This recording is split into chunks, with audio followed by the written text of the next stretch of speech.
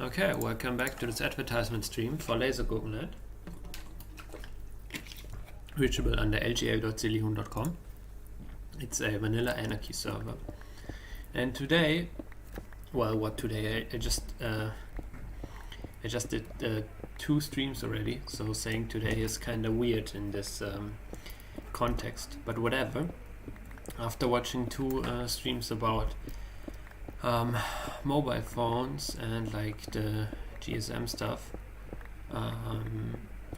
I decided to, well, I did not really decide. It's just the next talk I found that I didn't watch already, but it's something refreshing because it has the title 34C3 Dude, You Broke the Future, and I feel like it's some artistic, poetic, philosophic trash talk. Well, I don't want to call it trash talk, but like it's not very, I assume I just peeked into it like a few seconds, but it doesn't sound like to be so technical as the previous talks. And yeah, it's a video from 2017 uploaded on the media.ccc.de channel. It currently has 33,000 views. And if you're interested in that talk and you want to see that guy speaking, I don't think he has any slides, and you want a better audio quality, make sure to check out the link in the description. I'm just re-uploading, well, not technically re-uploading, but replaying a different YouTube video, and I can recommend you watching the original, since the stream is only designed to advertise this Minecraft server, and I already told you to join this Minecraft server, so just stop watching this stream, or most likely watching this stream re-upload on YouTube, since I currently have 0 viewers. Am I even live? Let me quickly check that. And yeah, I hope to see you in game, and I'm now going to play back at the video. So let's go. We are not live yet. Mobile self-defense. Didn't I upload? Didn't I upload the new title? It's still called Mobile Self-Defense. No.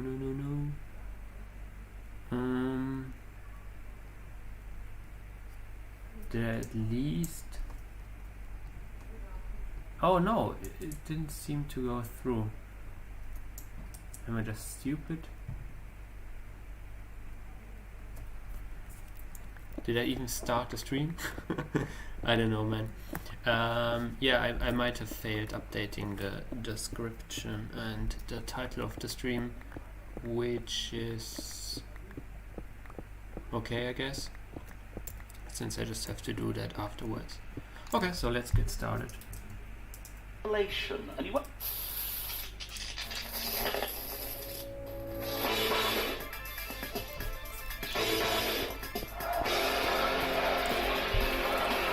Wait, I'm recording since 1 minute. Yeah, I'm live. Just wanted to sanity check myself since it's not showing. Wait a minute.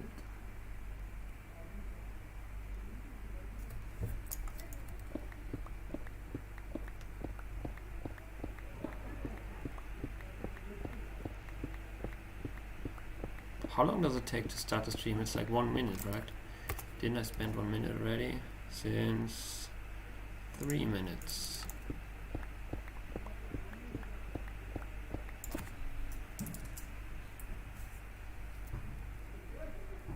Oh, no, it even updated the title. I don't know what my browser was caching here. Okay, cool. What black magic that was, we don't know. Okay, well, let's start.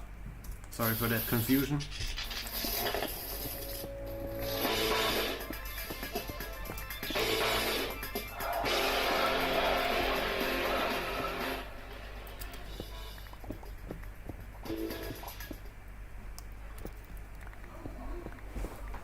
Humans of Congress, it is my pleasure to announce the next speaker. Humans.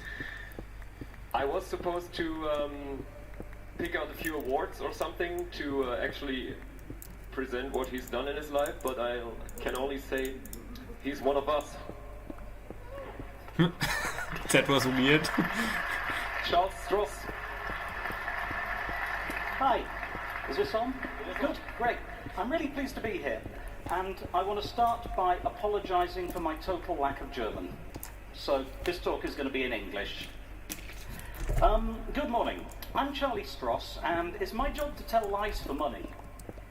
Or rather, I write science fiction, much of it about our near future, which in recent years has become ridiculously hard to predict. And in this talk, I'm going to talk about why. Now, our species, Homo sapiens sapiens, is about 300,000 years old. It used to be about 200,000 years old, but it grew an extra 100,000 years in the past year because of new archaeological discoveries. I mean, go figure. For all but the last 3 centuries or so of that span, however, predicting the future was really easy. If you were an average person, as opposed to maybe a king or a pope, natural disasters aside, everyday life 50 years in the future would resemble everyday life 50 years in your past. Let that sink in for a bit. For 99.9% of human existence on this earth, the future was static. Then something changed, and the future began to shift increasingly rapidly until, in the present day, things are moving so fast it's barely possible to anticipate trends from one month to the next. Now, as an eminent computer scientist, Edgar Dijkstra once remarked, computer science is no more about computers than astronomy is about building big telescopes. The same can be said of my field of work, writing science fiction. Sci-fi is rarely about science, and even more rarely about predicting the future. But sometimes we dabble in futurism, and lately futurism has gotten really, really weird. Now, when I write a near-future work of fiction, one set, say, a decade hence, there used to be a recipe I could follow that worked eerily well. Simply put, 90% of the next decade stuff is already here around us today. Buildings are designed to last many years. Automobiles have a design life of about a decade, so half the cars on the road in 2027 are already there now. They're new. People, there will be some new faces, aged 10 and under, and some older people will have died, but most of us adults will still be around, albeit older and greyer. This is the 90% of the near future that's already here today. After the already existing 90%, another 9% of the near future, a decade hence, used to be easily predictable. You look at trends dictated by physical limits, such as Moore's law, and you look at Intel's roadmap, and you use a bit of creative extrapolation, and you won't go too far wrong. If I predict, wearing my futurology hat, that in 2027 LTE cellular phones will be ubiquitous, 5G will be available for high bandwidth applications, and there'll be fallback to some kind of satellite data service at a price, you probably won't laugh at me. I mean, it's not like I'm predicting that airlines will fly slower and Nazis will take over the United States, is it? And therein lies a problem. There is the remaining 1% of what Donald Rumsfeld called the unknown unknowns that throws off all predictions. As it happens, airliners today are slower than they were in the 1970s. And don't get me started about the Nazis. I mean, nobody in 2007 was expecting a Nazi revival in 2017, were they? Only this time Germans get to be the good guys. So, my recipe for fiction set 10 years in the future used to be 90% is already here, 9% is not here yet but predictable, and 1% is who ordered that? But unfortunately, the ratios have changed.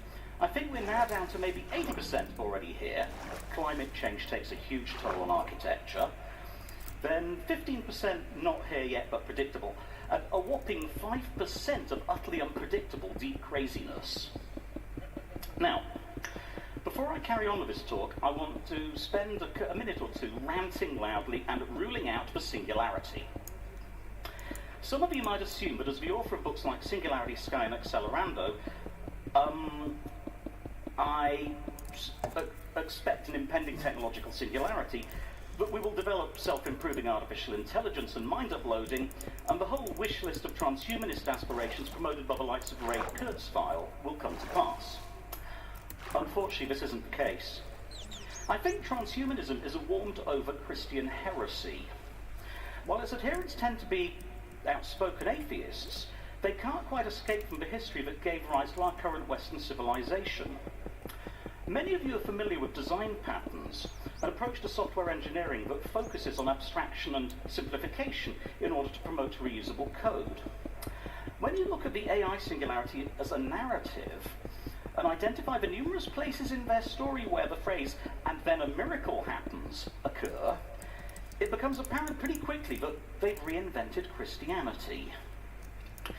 Indeed, the wellspring of today's transhumanists draw on a long, rich history of Russian philosophy, exemplified by the Russian Orthodox theologian Nikolai Fyodorovich Fedorov, by way of his disciple Konstantin Tsiolkovsky, whose derivation of a rocket equation makes him essentially the father of modern spaceflight.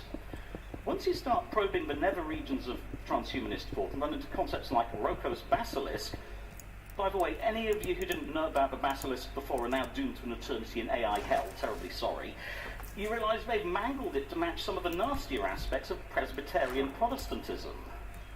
You know, they basically invented original sin and Satan in the guise of an AI that doesn't exist yet. It's kind of peculiar.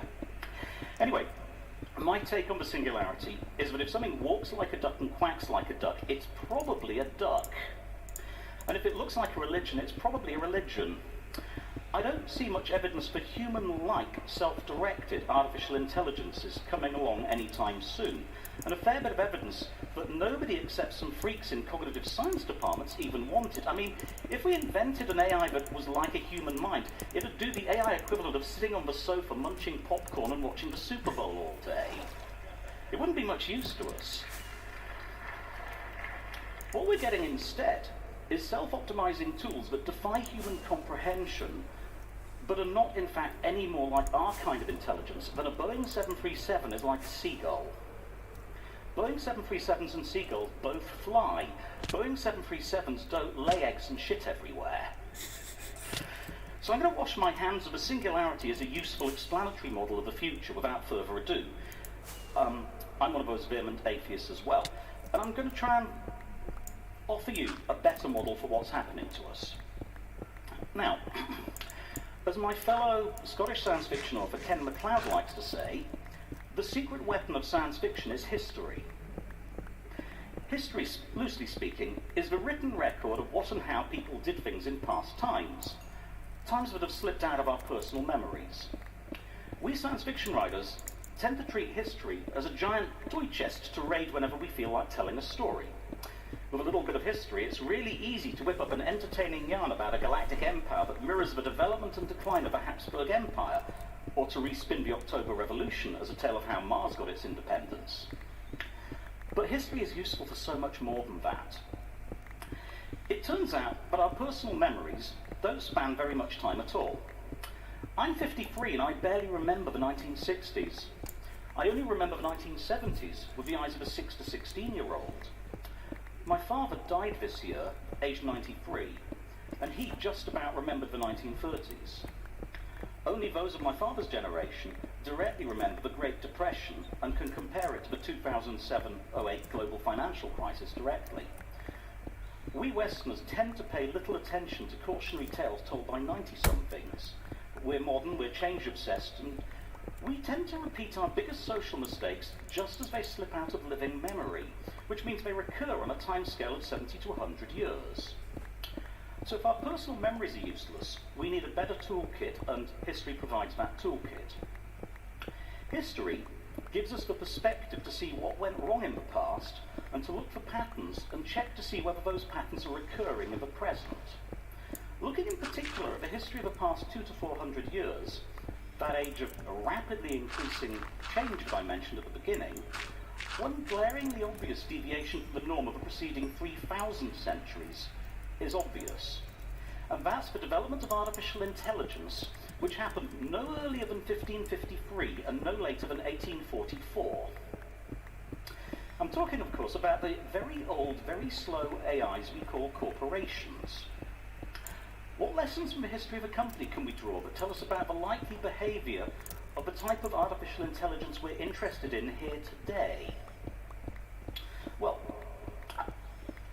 Need a mouthful of water. Well, let me crib from Wikipedia for a moment. Wikipedia. In the late 18th century, Stuart Kidd, the author of the first treatise on corporate law in English, defined a corporation as a collection of many individuals united into one body under a special denomination, having perpetual succession under an artificial form, and vested by policy of the law with the capacity of acting in several respects as an individual, enjoying privileges and immunities in common, and of exercising a variety of political rights, more or less extensive, according to the design of its institution or the powers conferred upon it, either at the time of its creation or at any subsequent period of its existence. This was a late 18th century definition. Sound like a piece of software to you? In 1844, the British government passed the Joint Stock Companies Act, which created a register of companies and allowed any legal person, for a fee, to register a company, which in turn existed as a separate legal person. Prior to that point, it required a royal charter or an act of parliament to create a company. Subsequently, the law was extended to limit the liability of individual shareholders in event of business failure, and then both Germany and the United States added their own unique twists to what today we see as the doctrine of corporate personhood. Now, there were plenty of other things that happened between the 16th and 21st centuries that changed the shape of the world we live in. I've skipped the changes in agricultural productivity that happened due to energy economics, which finally broke the Malthusian trap our predecessors lived in. This in turn broke the long-term cap on economic growth of about 0.1% per year, in the absence of famines, plagues and wars and so on. I've skipped the germ theory of diseases and the development of trade empires in the age of sail and gunpowder that were made possible by advances in accurate time measurement. I've skipped the rise and, hopefully, decline of the pernicious theory of scientific racism that underpinned Western colonialism and the slave trade. I've skipped the rise of feminism, the ideological position that women are human beings rather than property, and the decline of patriarchy. I've skipped the whole of the Enlightenment and the Age of Revolutions.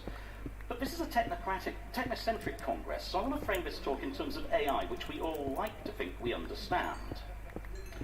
Here's the thing about these artificial persons we call corporations. Legally, they're people. They have goals. They operate in pursuit of these goals. They have a natural life cycle. In the 1950s, a typical US corporation on the S&P 500 index had a lifespan of 60 years. Today it's down to less than 20 years. This is largely due to predation. Corporations are cannibals. They eat one another. They're also hive superorganisms like bees or ants. For the first century and a half, they relied entirely on human employees for their internal operation. But today, they're automating their business processes very rapidly. Each human is only retained so long as they can perform their assigned tasks more efficiently with a piece of software. And they can all be replaced by another human, much as the cells in our own bodies are functionally interchangeable, and a group of cells can, in extremis, often be replaced by a prosthetic device. To some extent, corporations can be trained to serve the personal desires of their chief executives, but even CEOs can be dispensed with if their activities damage the corporation, as Harvey Weinstein found out a couple of months ago. Finally, our legal environment today has been tailored for the convenience of corporate persons rather than human persons, to the point where our governments now mimic corporations in many of their internal structures. So, to understand where we're going, we need to start by asking, what do our current, actually existing AI overlords want? Now, Elon Musk, who I believe you've all heard of, has an obsessive fear of one particular hazard of artificial intelligence, which he conceives of as being a piece of software that functions like a brain in a box, namely the paperclip optimizer, or maximizer. Classic. A paperclip maximizer is a term of art for a goal-seeking AI that has a single priority. For example, maximizing the number of paperclips in the universe. The paperclip maximizer is able to improve itself in pursuit of its goal, but has no ability to vary its goal. So it will ultimately attempt to convert all the metallic elements in the solar system into paperclips, even if this is obviously detrimental to the well-being of the humans who set it this goal. Unfortunately, I don't think Musk is paying enough attention.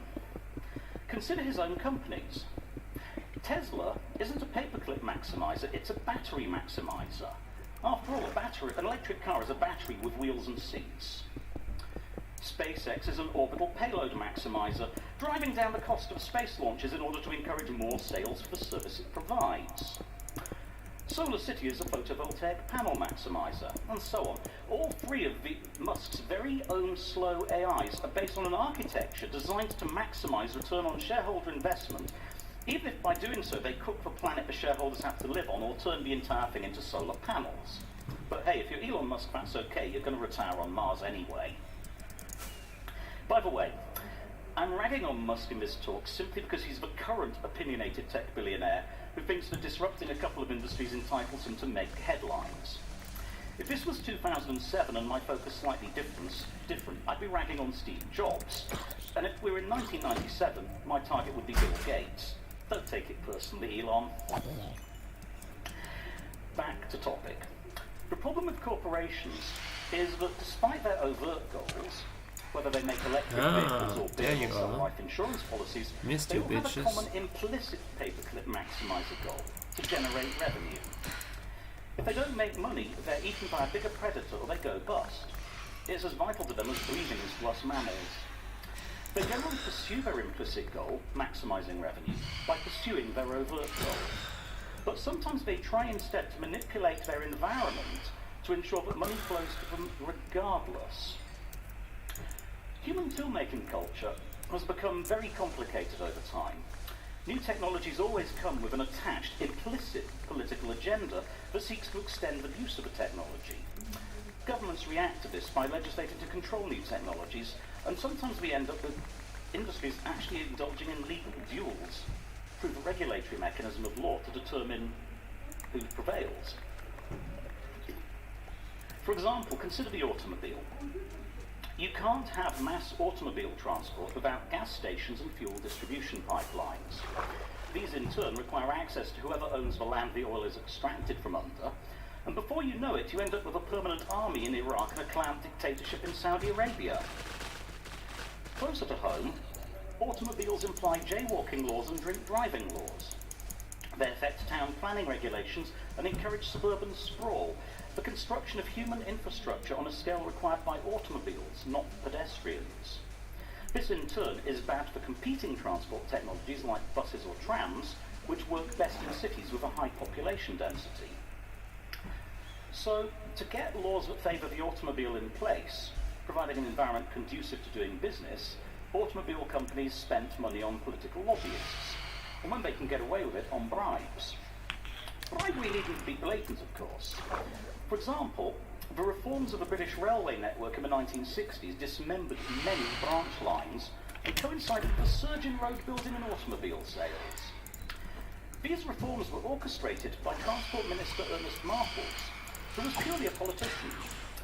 The fact that he accumulated a considerable personal fortune during this period by buying shares in motorway construction corporations has nothing to do with it.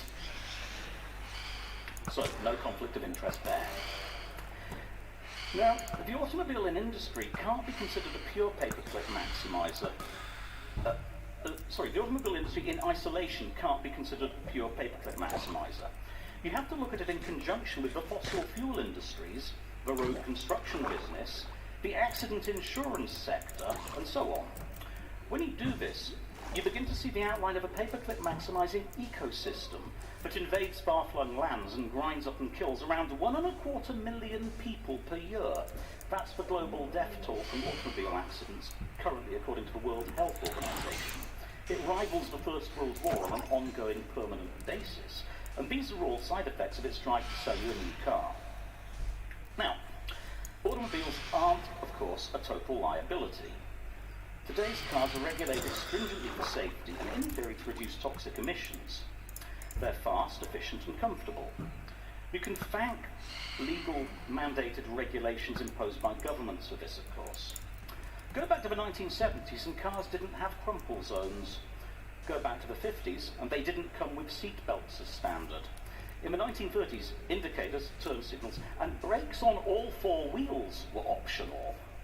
And your best hope of surviving a 50 km/h crash was to be thrown out of the car and land somewhere without breaking your neck. Regulatory agencies are our current political system's tool of choice for preventing paperclip maximizers from running amok.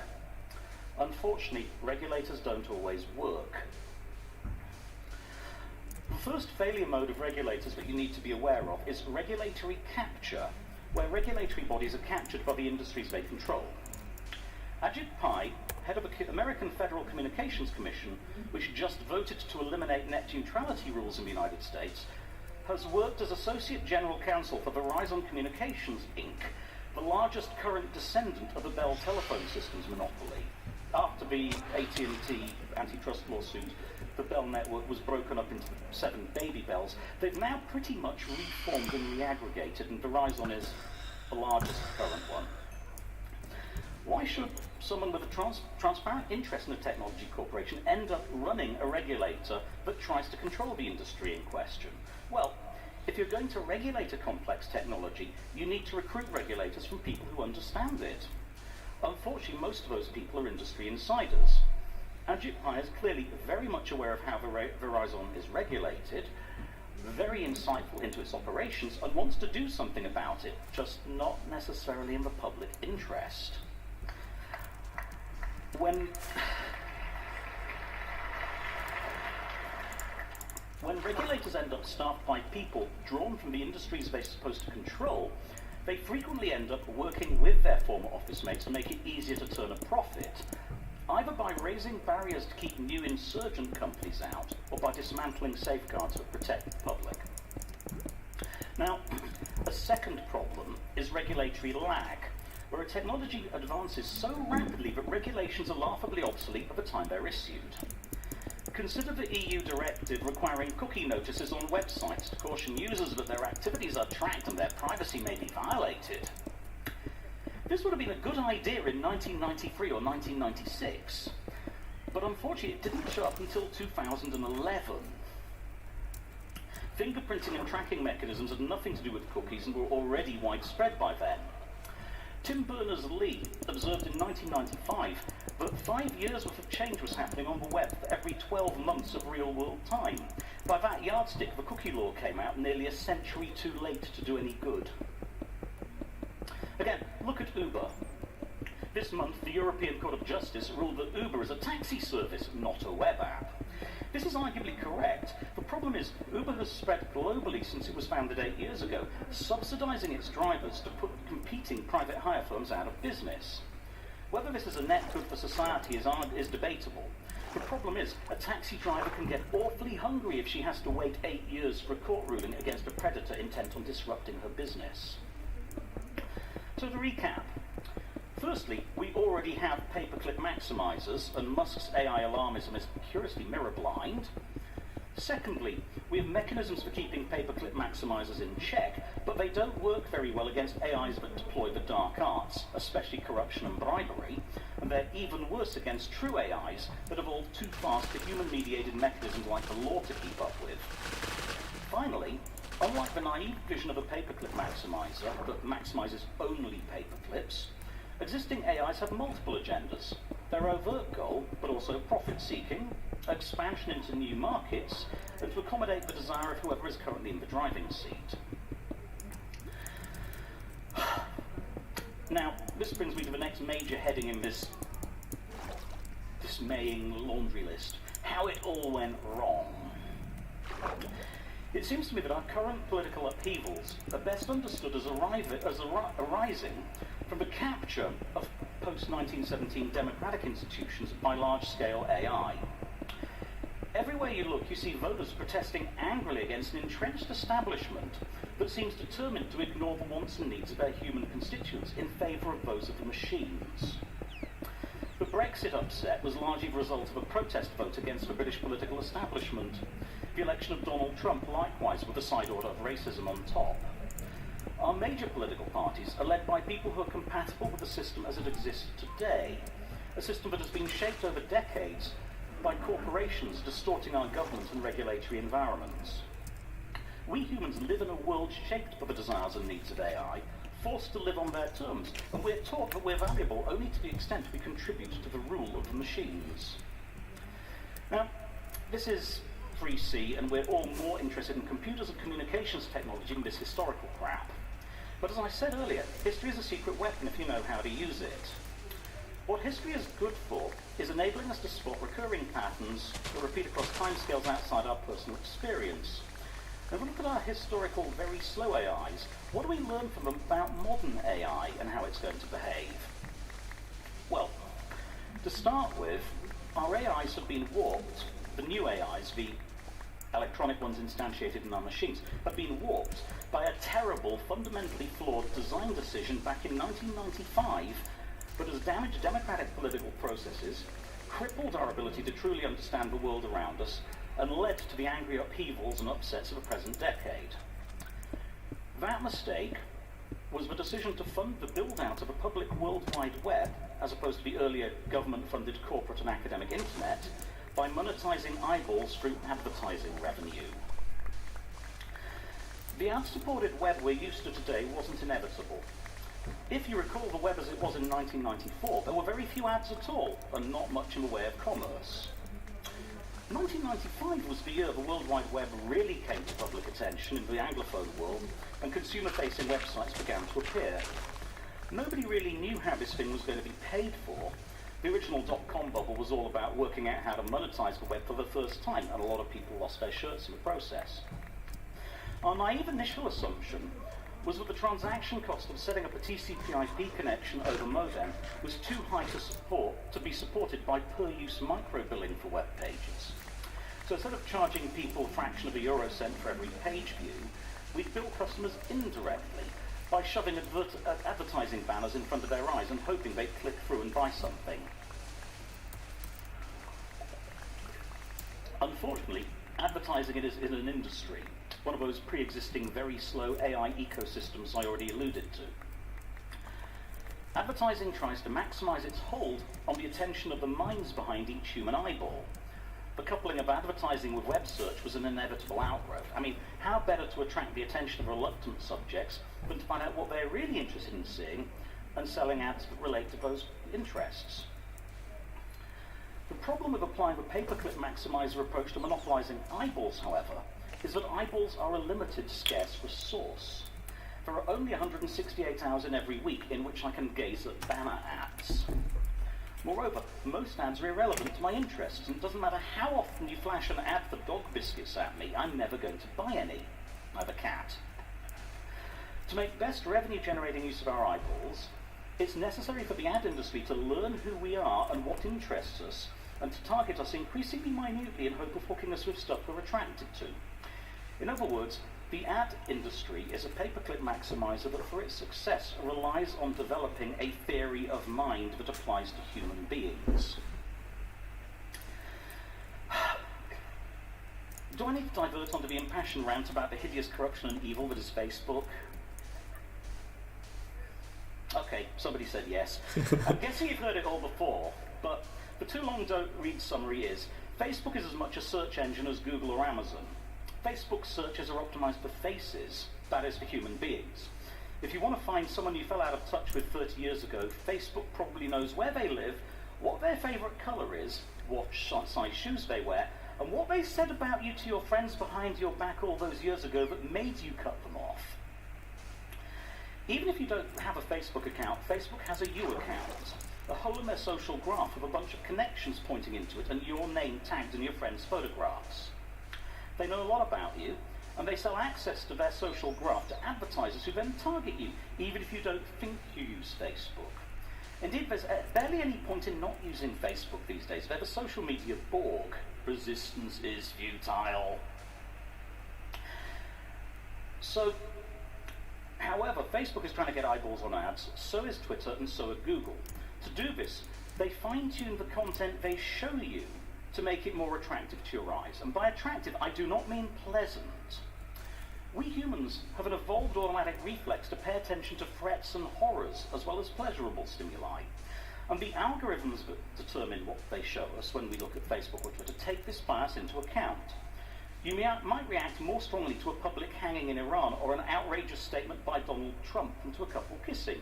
The algorithm knows and will show you whatever makes you pay attention, not necessarily what you need or want to see. So this brings me to another point about computerized AI as opposed to corporate AI. AI algorithms tend to embody the prejudices and beliefs of either the programmers or the data set the AI was trained on.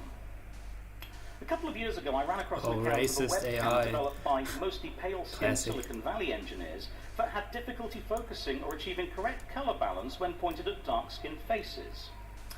That's an example of human programmer-induced bias. They didn't have a wide enough test set and didn't recognize that they were inherently biased towards expecting people to have pale skin.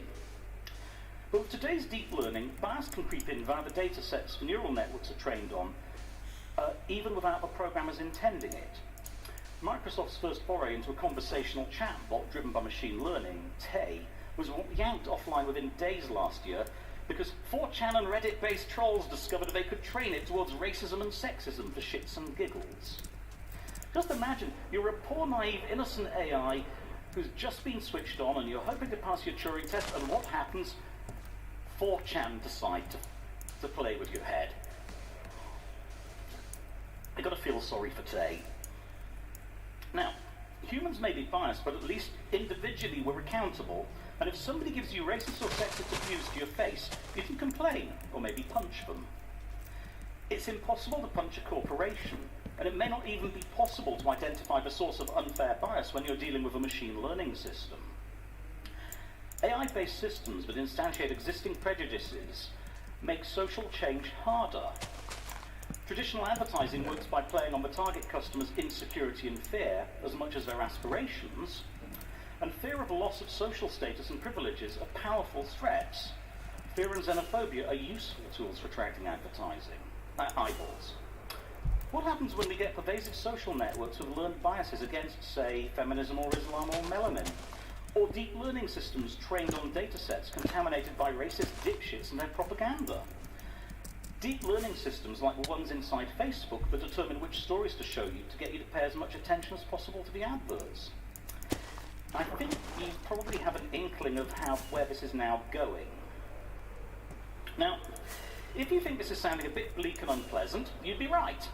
I write sci-fi, you read or watch or play sci-fi, we're acculturated to think of science and technology as good things that make life better, but this ain't always so. Oh my gosh, I'm so stupid. I just realized I built these kennels, or if you want to call them like that, to then use water removing machines, but I didn't measure. Oh my gosh, it's probably like if the machines don't fit in. Oh, I'm so stupid. I didn't learn from my previous mistakes. Fuck me. Plenty of technologies have historically been heavily regulated or even criminalized for good reason. And once you get past any reflexive indignation at criticism of technology and progress, you might agree with me that it is reasonable to ban individuals from owning nuclear weapons or nerve gas. Less obviously, they may not be weapons, but we've banned chlorofluorocarbon refrigerants because they were building up in the high stratosphere and destroying the ozone layer that protects us from UVB radiation. We banned tetraethyl lead in gasoline because it poisoned people and led to a crime wave. These are not weaponized technologies, but they have horrible side effects. Now, nerve gas and leaded gasoline were 1930s chemical technologies promoted by 1930s corporations. Halogenated refrigerants and nuclear weapons are totally 1940s. ICBMs date to the 1950s. You know, I have difficulty seeing why people are getting so worked up over North Korea. North Korea reaches 1953 level parity. Be terrified and hide under the bed. I submit that the 21st century is throwing up dangerous new technologies just as our existing strategies for regulating very slow AI have proven to be inadequate. And I don't have an answer to how we regulate new technologies. I just want to flag it up as a huge social problem that is going to affect the coming century. I'm now going to give you 4 examples of new types of AI application that are going to warp our societies even more badly than the old slow AIs we of you have done. This isn't an exhaustive list, this is just some examples I pulled out of my ass. We need to work out a general strategy for getting on top of this sort of thing before they get on top of us, and I think this is actually a very urgent problem. So I'm just going to give you this list of dangerous new technologies that are arriving now or coming, and send you away to think about what to do next. I mean, we are activists here, we should be thinking about this and planning what to do. Now, the first nasty technology I'd like to talk about is political hacking tools that rely on social graph-directed propaganda. This is low-hanging fruit after the electoral surprises of 2016. Cambridge Analytica pioneered the use of deep learning by scanning the Facebook and Twitter social graphs to identify voters' political affiliations by simply looking at what tweets or Facebook comments they liked. They're able to do this to identify individuals with a high degree of precision who were vulnerable to persuasion and who lived in electorally sensitive districts. They then canvassed them with propaganda that targeted their personal hot-button issues to change their electoral intentions. The tools developed by web advertisers to sell products have now been weaponized for political purposes. And the amount of personal information about our affiliations that we expose on social media makes us vulnerable. Aside from the last US presidential election, there's mounting evidence that the British referendum on leaving the EU was subject to foreign cyber war attack via weaponized social media, as was the most recent French presidential election. In fact, if we remember the leak of emails from the Macron campaign, it turns out that many of those emails were false because the Macron campaign anticipated that they would be attacked and an email trove would be leaked in the last days before the election. So they deliberately set up false emails that would be hacked and then leaked and then could be discredited. It gets twisty fast. Now, I'm kind of biting my tongue and trying not to take sides here. I have my own political affiliation, after all, and I'm not terribly mainstream. But if social media companies don't work out how to identify and flag micro-targeted propaganda, then democratic institutions will stop working and elections will be replaced by victories for whoever can buy the most trolls. This won't simply be billionaires like the Koch brothers and Robert Mercer in the United States throwing elections to whoever will hand them the biggest tax cuts. Russian military cyber war doctrine calls for the use of social media to confuse and disable perceived enemies, in addition to the increasingly familiar use of zero-day exploits for espionage, such as spear phishing and distributed denial-of-service attacks on infrastructure, which are practiced by Western agencies. Problem is, once the Russians have demonstrated that this is an effective tactic, the use of propaganda bot armies in cyber war will go global. At that point, our social discourse will be irreparably poisoned. Incidentally, I'd like to add, as another aside like the Elon Musk thing, I hate the cyber prefix. It usually indicates that whoever's using it has no idea what they're talking about.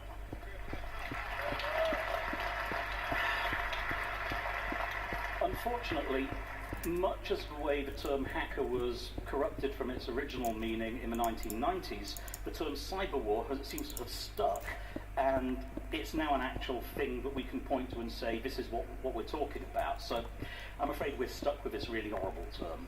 But that's a digression. I should get back on topic because I've only got 20 minutes to go.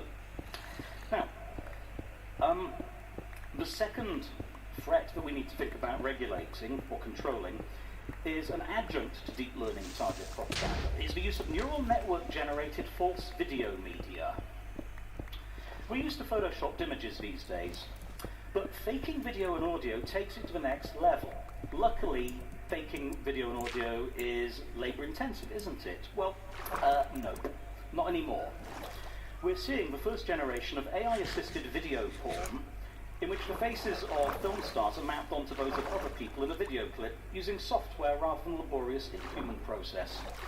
A properly trained neural network recognizes faces and transforms the face of the Hollywood star they want to put into a porn movie onto the face of the porn star in the porn clip, and suddenly you have, oh dear God, get it out of my head. No, not going to give you any examples. Let's just say it's bad stuff. Meanwhile, we have WaveNet, a system for generating realistic... Okay, let me quickly search that porn. So funny. I want to check the size of the canal, so let me... the water moving machine. I have no idea how that look like. I can also... Are they still in place? I can also travel there. No, you know what? I will just search an old episode Let me search for Lasergurke on YouTube, and in one of the old videos they're hopefully easy to see and rebuild. It's been a while, right? When was I removing the water?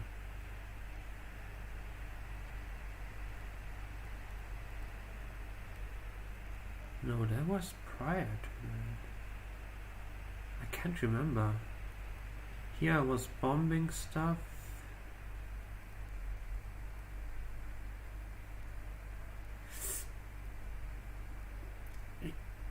Wasn't it like forever? Ah, here. Die dreckige Imperie. Yeah, that looks like water removing machines. Come on, show me one.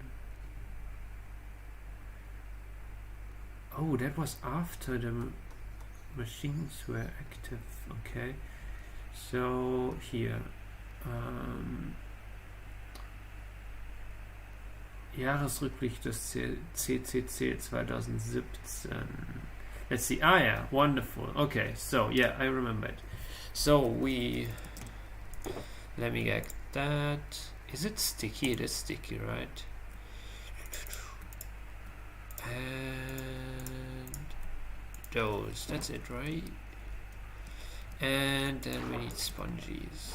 Well, or something that is removable fast. Maybe dirt is too fast. Yeah, let's just do it anyways. Okay. Okay, let's see. Maybe two machines could fit in perfectly. So it was like this, then we have this one, then this.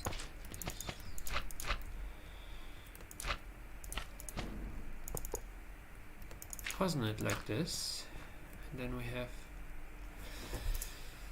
was here the piston, right? Oh, it's like this. I would have never thought of that. This and like this.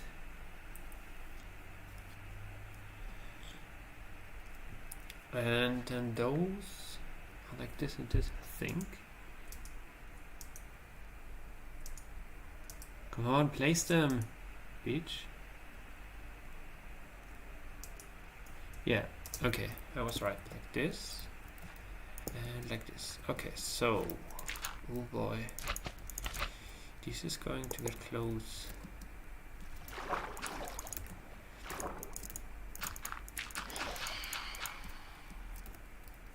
Bitches. Okay, so we have like this. No, it won't fit.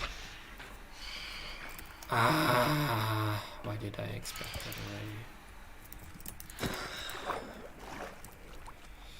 That's so bad.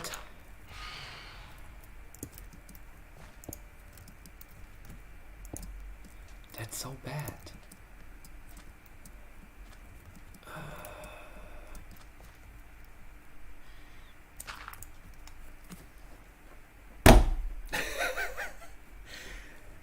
I'm so useless. Boys, for real. What now? Should I like build another wall? Is there some way to save the thing?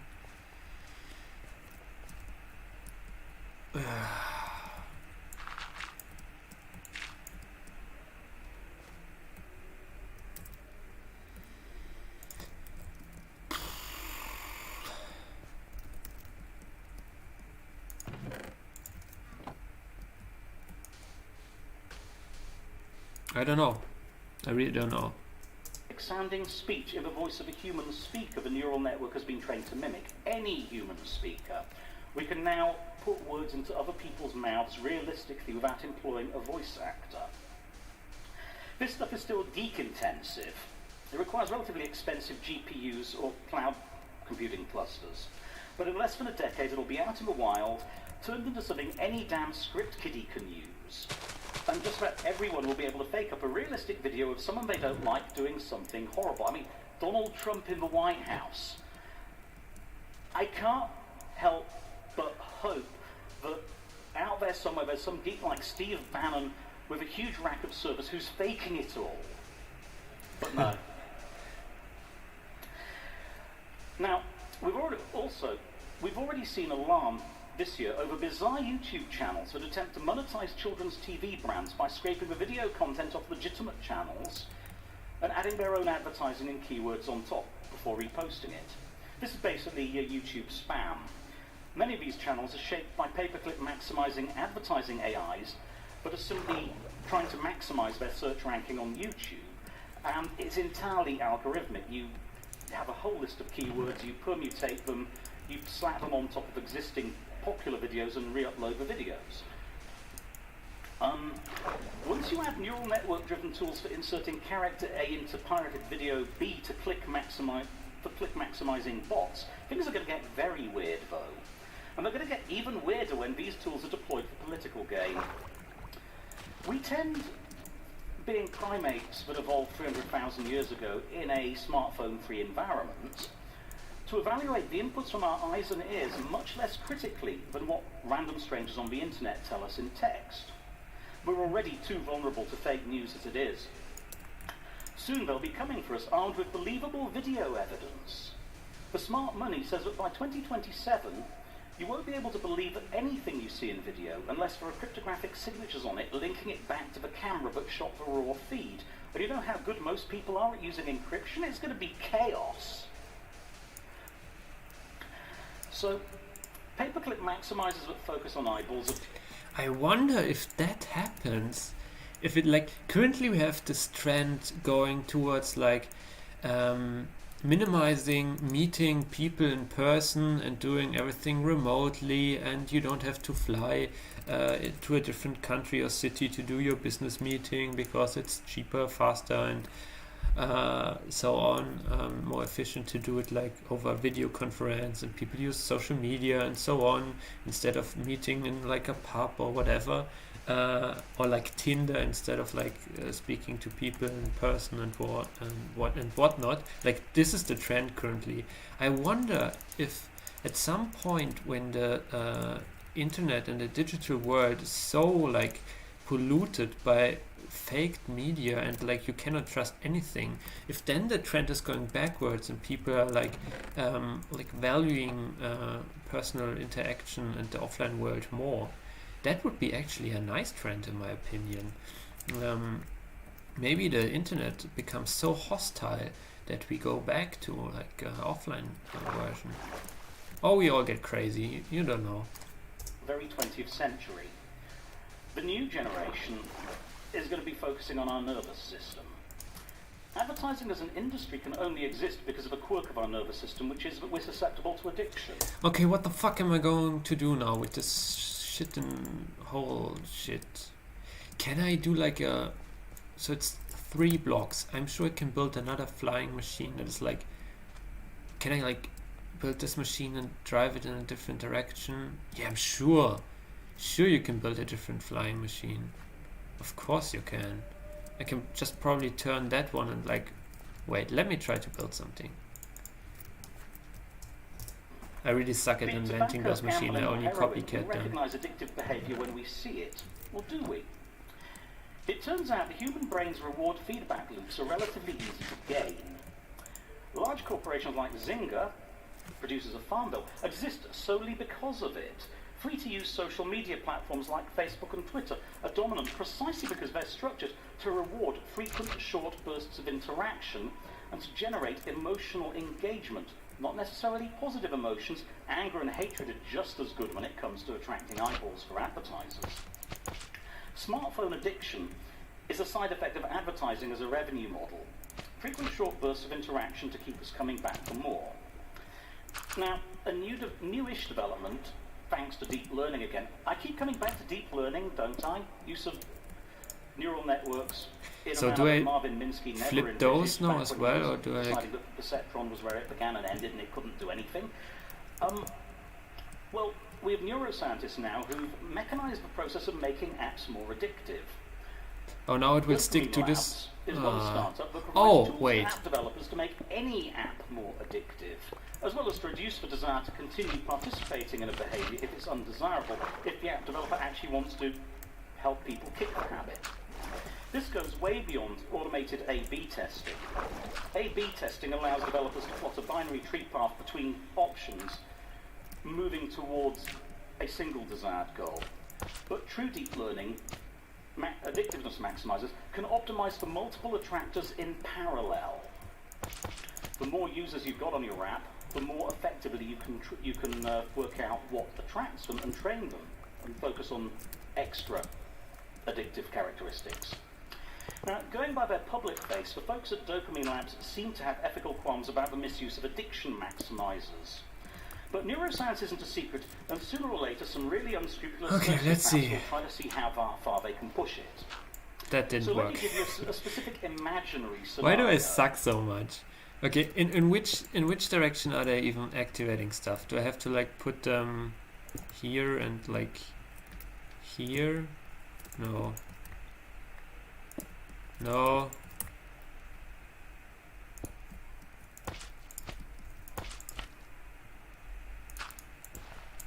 Is it the other way around? Wait, so like this, and then I put something here? No. Okay. Stop! Stop it! Ah. Apple have put a lot of effort into making real-time face recognition work on the iPhone X, and it's going to be everywhere on everybody's phone in another couple of years. You can't fool an iPhone X with a photo or even a simple mask. It does depth mapping to ensure your eyes are in the right place and can tell whether they're open or closed. It recognizes your face from underlying bone structure through makeup and bruises. It's running continuously, checking pretty much as often as every time you'd hit the home button on a more traditional smartphone UI, and it can see where your eyeballs are pointing. The purpose of the face recognition system is to provide for real-time continuous authentication when you're using a device. Not just enter a PIN or sign a password or use a two-factor authentication pad, but the device knows that you are its authorized user on a continuous basis, and if somebody grabs your phone and runs away with it, it'll know that it's been stolen immediately it sees the face of the thief. However, your phone monitoring your facial expressions and correlating against app usage has other implications. Your phone will be aware of precisely what you like to look at on your screen, on its screen. How can I? You may well have sufficient insight on the part of the phone to identify whether you're happy or sad, bored or engaged. With addiction-seeking deep I'm not progressing here, right? Network-generated images, those synthetic videos I was talking about, it's in principle entirely possible to feed you an endlessly escalating payload of arousal-inducing inputs.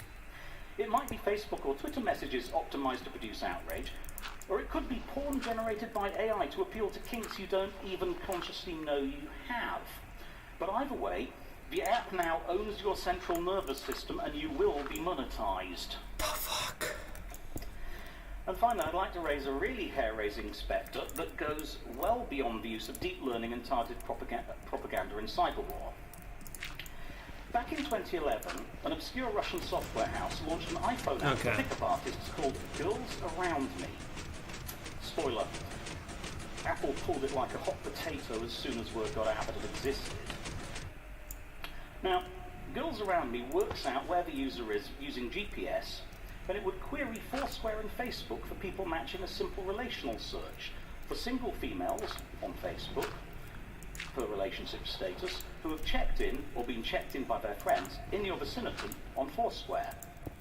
The app then displays their locations on a map along with links to their social media profiles. If they were doing it today, the interface would be gamified, showing strike rates and a leaderboard and flagging targets who succumbed to harassment as easy lays. But these days, the cool kids and single adults are all using dating apps with a missing vowel in the name. Only a creeper would want something like Girls Around Me, right? Unfortunately, there are much nastier uses than scraping social media to find potential victims for serial rapists. Does your social media profile indicate your political or religious affiliation? No. Cambridge Analytica can work them out with 99.9% precision anyway, so don't worry about that. We already have you pegged. Now at a service that can identify people's affiliation and location, and you have the beginning of a flash mob app. One that will show people like us and people like them on a hyperlocal map. Imagine you're young, female, and a supermarket like Target has figured out from your purchase patterns that you're pregnant, even though you don't know it yet. Oh, that story. This actually happened in So many familiar stories in this talk. Yeah, it seems like I have watched a lot of stuff and they like seem to repeat the stories. Yeah. 2011. Now imagine that all the anti-abortion campaigners in your town have an app called Babies at Risk on their phones. Someone has paid for the analytics feed from a supermarket, and every time you go near a family planning clinic, a group of unfriendly anti-abortion protesters somehow miraculously show up and swarm you. Or imagine you're male and gay, and the God Hates Fags crowd has invented a 100% reliable gaydar app based on your Grindr profile, and is getting their fellow travellers to queer bash gay men, only when they're alone or outnumbered by 10 to 1. That's the special horror of precise geolocation. Not only do you always know where you are, the AIs know where you are, and some of them aren't friendly. Or imagine you're in Pakistan and Christian-Muslim tensions are rising, or you're in rural Alabama, or a Democrat. Oh, come on, die! Someone out there is working on this. A geolocation-aware, social media scraping, deep learning application that uses a gamified competitive interface to reward its players for joining in acts of mob violence against whoever the app developer hates. Probably it has an innocuous-seeming but highly addictive training mode to get the users accustomed to working in teams and obeying the app's instructions. Think Ingress or Pokemon Go. Then, at some pre-planned 0 hour, it switches mode and starts rewarding players for violence. Players who have been primed to think of their targets as vermin by a steady drip feed of micro-targeted, dehumanizing propaganda inputs delivered over a period of months. And the worst bit of this picture is that the app developer isn't even a nation-state trying to disrupt its enemies, or an extremist political group trying to murder gays, Jews, or Muslims. How is it not activating it? It's just a paperclip maximizer doing what it does, and you are the paper. Okay. This is such a dramatic talk, and I'm outraging here because I don't understand simple mechanics. So, this is the observer output, right? So if I place a block here, it does nothing. Okay, that makes sense. So if I put it here, then it does something, right? Okay. So this is the activating side, and it also can activate. No, it can also activate. It can also activate blocks below. Yes, and it can also do that if those are turned around. Okay, so understood that one. So this is the part that activates this thing. If I place a block here, it doesn't. Is it too heavy? Is the whole thing too heavy? No, that can't be the case, right? Can? Or maybe it's pushing and it cannot push. So I have to activate this one and then it should work. I used my brain! I used my brain! Okay, so if this is now flying, then I can start those machines. No, I can't because I suck. No. Can someone please send help? Wait, I have to check the other video. So how did I place them? Okay, so I go like here and then I place it. Right? And that's exactly what I did in the video. I place it here and I place it there. And how do I activate them? Oh, do I have to remove? Yeah, I have to remove this thing, of course. Yeah, that makes sense. Okay, we're getting there. We're getting there. 21st century. We are getting there. And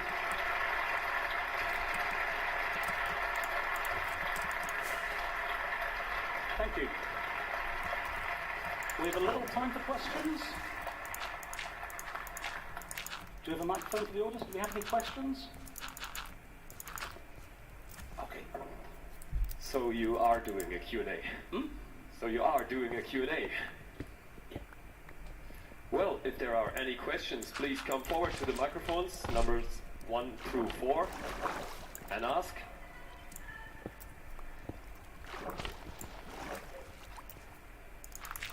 Okay.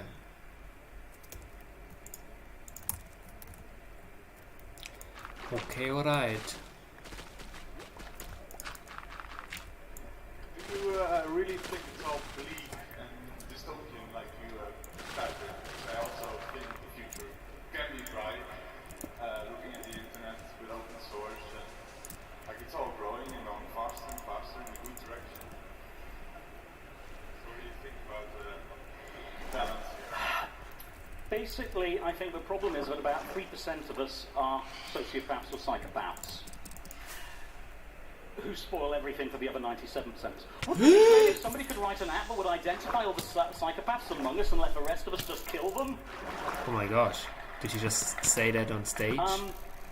Yeah, we have all the tools to make a utopia. We have it now today. A bleak, miserable, grim and meaty future is not inevitable, but it's up to us to use these tools to prevent the bad stuff happening. And to do that, we have to anticipate the bad outcomes and work to try and figure out a way to deal with them. That's what this talk is. I'm trying to do a bit of a wake-up call and get people thinking about how much worse things can get and what we need to do to prevent it from happening. What I was saying earlier about our regulatory systems being broken stands. How do we regulate the deep learning technologies? Is this something we need to think about?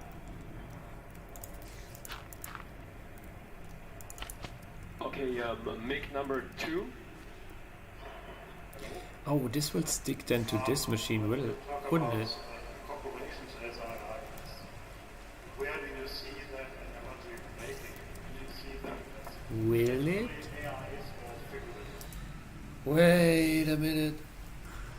If I remove that block, it probably will less, right? Yeah, let's do that. Almost literally. If you're familiar with philosopher Ronald Searle's Chinese room paradox from the 1970s, by which he attempted to prove that artificial intelligence was impossible, a corporation is very much the Chinese room implementation of an AI. It is How did I build it things in a now? box. You put Oh inputs no, I forgot into a it. box, you get outputs out of a box. Does it matter whether it's all happening in software or whether there's a human being following rules in between to assemble the output? I don't see there being much of a difference.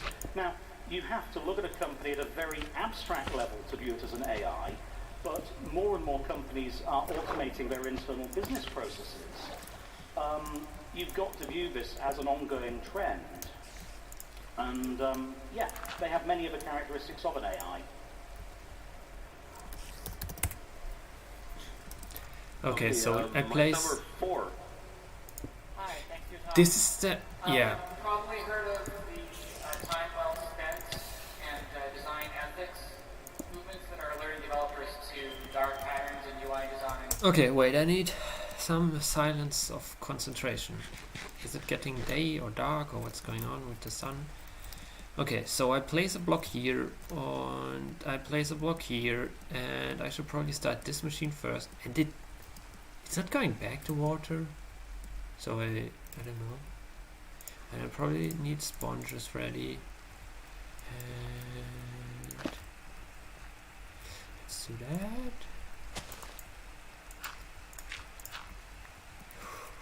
Okay. So I start this baby first, and it works. Then I start this one, and then I start this one, and then we can play the video. Ways people design apps to manipulate people to dark patterns in UI design. Ways people design apps to manipulate people. I'm curious if you find any optimism in the possibility of amplifying or promoting those movements. You know, I knew about dark patterns, I knew about people trying to optimize them. I wasn't actually aware there were movements. Okay, should I this time build a machine that lowers this, or should I again manually rebuild all the machines again? I don't know. It's a trade-off. Like looking into how the machines are built, and then they don't work, and then it's also some time investment to get them working again. I actually don't know. I don't know what to do. Yeah, let's maybe not do anything for now, and maybe I can look into that off camera. And I will just continue building the wall.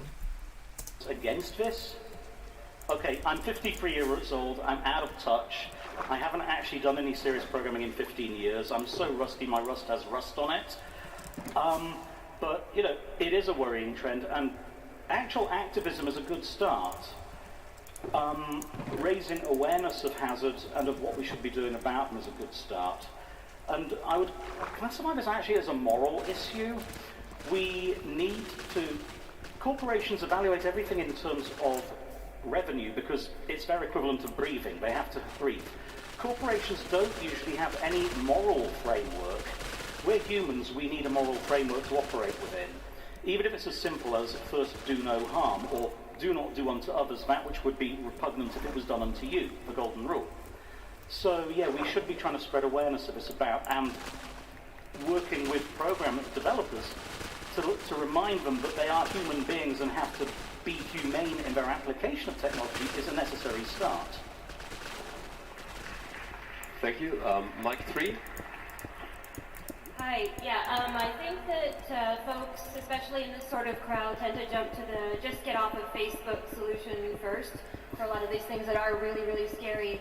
But what worries me is how we sort of silence ourselves when we do that. After the election, I actually got back on Facebook because the Women's March was mostly organized through Facebook. But yeah, I think we need a lot more regulation, but we can't just throw it out because social media is the only really good platform we have right now to express ourselves, to have our own sort of power. Absolutely. I have made a point of not really using Facebook for many, many, many years. I have a Facebook page simply to shut up the young marketing people at my publisher who used to prop up every 2 years and say, hello, you have a Facebook. Everybody's got a Facebook. No, I've had a blog since 1993. But no, I'm going to have to use Facebook because these days not using Facebook is like not using email. You're cutting off your nose to spite your face. What we really do need to be doing is looking for some form of effective oversight of Facebook, and particularly of how the algorithms that show you content are written.